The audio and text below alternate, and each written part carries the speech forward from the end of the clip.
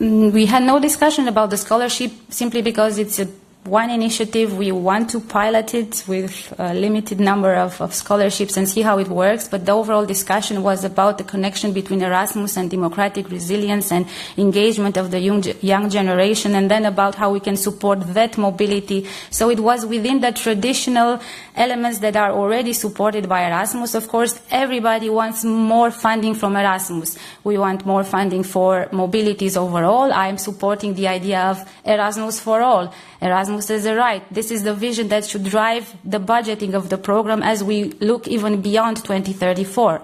If there's any other perspective, it's difficult to really enhance the budget as it should be. So the vision is this: more opportunity so that each person in a lifetime is able to have one mobility, at least one, so that they can connect directly with the project of the European Union. But beyond that, the discussions that happened today in the Council were about what we already support and how, of course, much more funding is needed.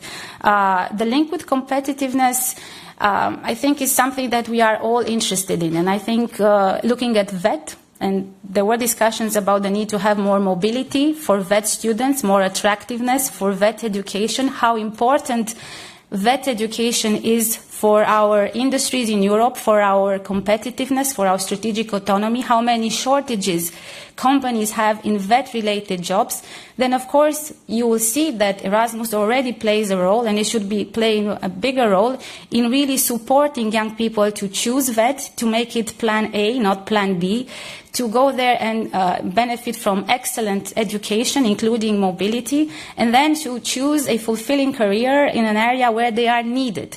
I visited a semiconductor company in Europe not a long time ago that is a global leader in producing machines that produce chips, and they told me about a shortage that is critical to them and critical then to European leadership, about 75,000 VET-related jobs in their ecosystem in semiconductors. So really, I think there is already a connection between how attractive VET is, how Erasmus can help make it more attractive, including through mobilities, and how we can then attract more kids and more young people in this educational pathway so that they can choose a career in sectors that ensure our competitiveness.